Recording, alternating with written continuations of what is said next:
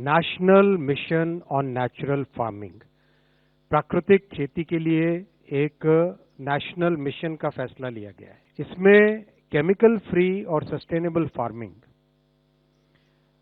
एक मिशन के तौर पे लिया जाएगा और 1 करोड़ किसानों को इसमें कवर किया जाएगा।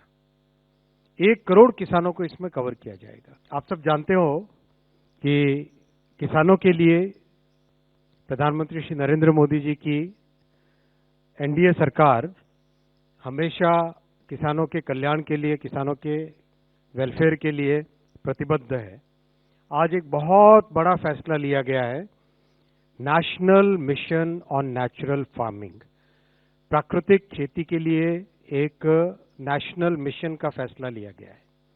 ये एक पाथ ब्रेकिंग फैसला है, क्योंकि हम सब जानते हैं कि हमारे देश में एक बड़ी रिक्वायरमेंट है, जो किसानों की जमीन है, भूमि है, मिट्टी को स्वस्थ रखने की और केमिकल रहित प्रोडक्ट से इंसानों को स्वस्थ रखने की। इसीलिए ये एक बहुत महत्वपूर्ण आज फैसला लिया गया है और ये फैसला साथियों पुराने कई फैसलों की कड़ी में है। अगर आप देखो, जून के चुनावों के बाद में, मई जून के चुनावों के बाद में मोदी जी की तीसरी टर्म में आने के बाद में किसानों के लिए एक के बाद एक कई बड़े फैसले लिए गए। ये आपके सामने एक लिस्ट है जो पिछले कई कैबिनेट ब्रीफिंग्स में आपके सामने प्रस्तुत की गई है। तो ये 10 प्रोजेक्ट तो इस पेज पे है, अगले पेज पे और 9 प्रोजेक्ट है। टोटल 2-2.5 लाख से ज्यादा के टोटल प्रोजेक्ट्स अप्रूव हुए हैं और आज उसी कड़ी में national mission on natural farming करीब 2481 करोड़ रुपए का प्रोजेक्ट है। इसका पहला एक्सपेरिमेंट हुआ था 2019-20 में। अच्छा इसका रिजल्ट आया, कई लोगों ने इसको बहुत उत्साह के साथ अपनाया। उसके बाद में 22-23 में एक और थोड़ा बड़ा एक्सपेरिमेंट किया गया कि गंगा जी के किनारे दोनों साइड 5-5 किलोमीटर का एक कॉरिडोर लिया गया। उस कॉरिडोर में नेचुरल फार्मिंग हो, केमिकल रहित फार्मिंग हो। उसका बहुत अच्छा रिजल्ट आया। करीब करीब देश भर में 10 लाख हेक्टेयर के आसपास नेचुरल फार्मिंग यानी प्राकृतिक खेती के द्वारा किया गया। तो आज जो मिशन लिया गया, इसमें केमिकल फ्री और सस्टेनेबल फार्मिंग एक मिशन के तौर पे लिया जाएगा और 1 करोड़ किसानों को इसमें कवर किया जाएगा। 1 करोड़ किसानों को इसमें कवर किया जाएगा। और बहुत ध्यान रखा जा रहा है कि जो विलिंग फार्मर्स हैं, जो विलिंग पंचायत हैं, उनको आगे लाए और एक प्राकृतिक खेती के लिए जो इकोसिस्टम चाहिए, वो इकोसिस्टम पूरा तैयार हो जाए, वैसी व्यवस्था इसमें मिशन में की जा रही है।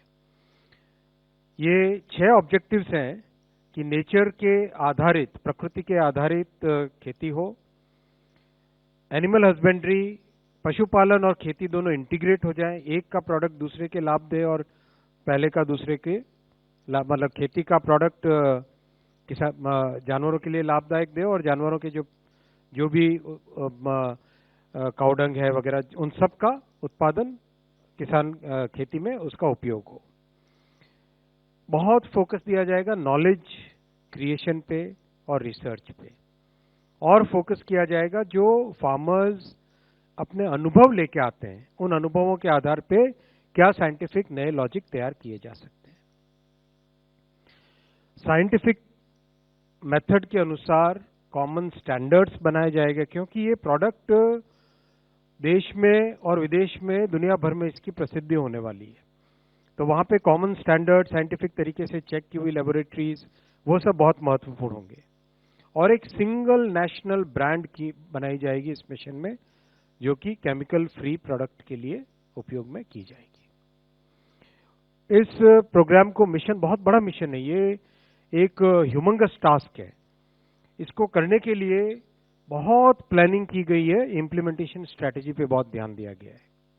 कैबिनेट में जब माननीय शिवराज जी ने इसके बारे में बताया था, बहुत डिटेल में किस तरह से इम्प्लीमेंटेशन किया जाएगा उन्होंने बताया, तो वो सारा आपके सामने रखा गया है।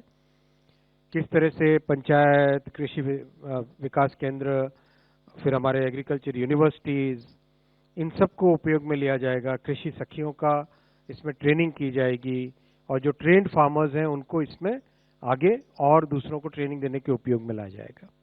ऑनलाइन डिजिटल प्लेटफॉर्म बनेगा। फिर बायो इनपुट्स के जो रिसोर्स सेंटर्स बनेंगे वो कैसे होंगे, उसमें क्या मिलेगा, किस तरह से उसमें प्रोडक्ट की क्वालिटी पे ध्यान दिया जाएगा। कई इंस्टीट्यूशनल स्ट्रक्चर्स भी बनाए जाएं, जैसे अंडर ग्रेजुएट कोर्स चालू करना एग्रीकल्चर यूनिवर्सिटी में, जो नॉलेज है उस नॉलेज बेस को पूरा एक जगह समाहित करके सबके उपयोग में आए वैसा करना। इन सब चीजों का ध्यान में रखा गया है। और जैसा आपने देखा, टेलीकॉम हो, सेमीकंडक्टर हो, सब जगह आज यूनिवर्सिटीज को इंडस्ट्री और सरकार के कार्यक्रमों के साथ एक इंटीग्रेटेड तरीके से जोड़ा जा रहा है। इस मिशन में भी कई यूनिवर्सिटीज जुड़ी हैं, जो 7-8 नाम आपके सामने यहाँ पे रखे हैं, जो देश के कोने कोने से हैं। साथियों, एग्रीकल्चर के बाद में नौजवानों के लिए, स्टूडेंट्स के लिए जो बहुत बड़ा एक कार्यक्रम आज लिया गया है वो है वन नेशन वन सब्सक्रिप्शन। हम सब जानते हैं कि रिसर्च के लिए बहुत जरूरी है high quality publications. High quality publications महंगे होते हैं और हम सब जानते हैं कॉलेज में जब पढ़ते थे एक अच्छा जर्नल पढ़ना हो कितना एक्सेस कितनी कम रहती थी। इसलिए प्रधानमंत्री जी ने इसको एक नए स्वरूप में डाला है कि क्यों ना हम सभी यूनिवर्सिटीज अपने रिसोर्सेज को पूल कर ले, कॉमन करके जितने विश्व प्रसिद्ध जर्नल हैं उन सबको खरीदें, उनका सब्सक्रिप्शन करें और उसके बाद में देश भर में जितने भी हमारे एजुकेशनल इंस्टीट्यूशंस हैं उन सब में वो उपलब्ध हो जाए। It's a very interesting thought and this has led to the 6,000 crore programme for one nation one subscription. Initially इसको लिया जाएगा गवर्नमेंट के, सेंट्रल गवर्नमेंट और स्टेट गवर्नमेंट के एजुकेशनल इंस्टीट्यूशंस में फेज 1 में, उसके बाद में दूसरे हायर एजुकेशन इंस्टीट्यूशंस में और फिर देश भर में इसका प्रभाव आएगा। कई जो ग्लोबल पब्लिशर्स हैं वो ऑलरेडी ऑन बोर्ड हो गए हैं। ये सारे के सारे ऐसे पब्लिशर्स हैं जो कि विश्व प्रसिद्ध पब्लिशर्स हैं रिसर्च एंड डेवलपमेंट की फील्ड में। जो पायलट प्रोजेक्ट किया गया उसका रिजल्ट आप देखिए। अगर किसी भी पैरामीटर पे देखें कितने यूजर्स बढ़े पायलट प्रोजेक्ट के बाद में, कितने बेनिफिशियरी बढ़े, कितने जर्नल के टाइटल्स आए, और किसी भी पैरामीटर पे देखो तो कहीं डबल हो रहा है, कहीं पे 1.5 गुना हो रहा है, कहीं पे 50% बढ़ रहा है, कहीं 60% बढ़ रहा है। तो एक बहुत ही इसका अच्छा अनुभव आया पायलट इम्प्लीमेंटेशन में। इसीलिए आज कैबिनेट में माननीय प्रधानमंत्री जी ने एक विस्तृत रूप से इस प्रोग्राम को आज अप्रूव किया। मैं इसके आगे आता हूं। अटल इनोवेशन मिशन। भारत में हमारे नौजवान स्टूडेंट्स किस तरह से एक इनोवेशन की तरफ बढ़े, कैसे एंटरप्रेन्योरशिप में आगे आए, इसके लिए अटल इनोवेशन मिशन चालू किया गया था। इसमें शुरू के रिजल्ट बहुत अच्छे आए। 10,000 से अधिक अटल टिंकरिंग लैब्स खुली हैं देश के 730 से अधिक डिस्ट्रिक्ट्स में।